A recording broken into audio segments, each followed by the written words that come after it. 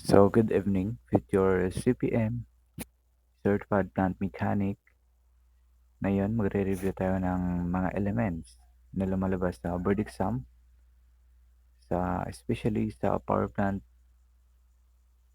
and industrial plant engineering. So, samahan nyo ako. Hindi ko rin to alam. So, 90 question. Tingnan natin kung ilan yung maitama natin. So, number 1. For foundational stocks, the maximum pressure on the soil is equal to the pressure due to the weight and the wind. So answer is and the wind movement. Okay, tama. Number 2, which of the following is not a possible location of service valve? So service valve, I think suction. Sheesh.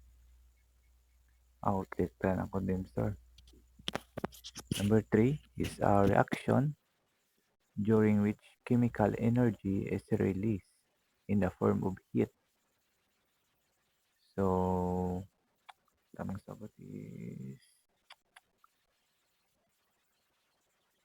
endothermic. Tangina. Number 4, where the rating heaters are not employed, it is recommended that the temperature of the feed water be not less than sobrang hirap pero talagang lumalabas to sa board exam.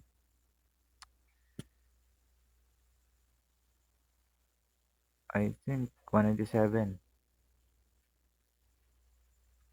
So number 5 is the most common dryer used, which consists of rotating cylinder inside which the materials flow while getting in contact with hot gas. So answer is common dryer, rotary dryer. The total heat of the air is a function of, so total heat, it is wet bulb temperature. The fuel used in a power plant that is used during peak period. So yung fuel na ginagamit sa power plant is liquid fuel. For number 8, for immediate dangerous to life or health, the maximum concentration from which unprotected persons are able to escape within.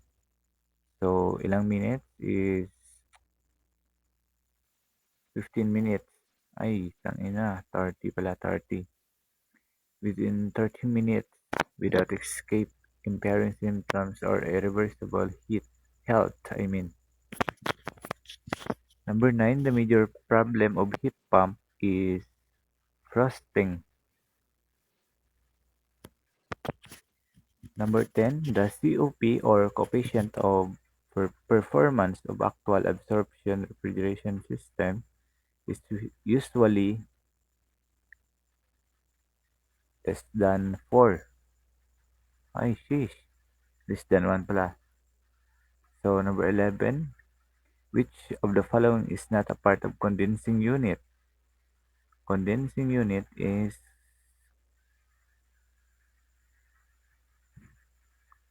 compressor. Ay, tangina, liquid line pala. Type of turbine that has a specific speed below 5. So, ito is Durias, tangina.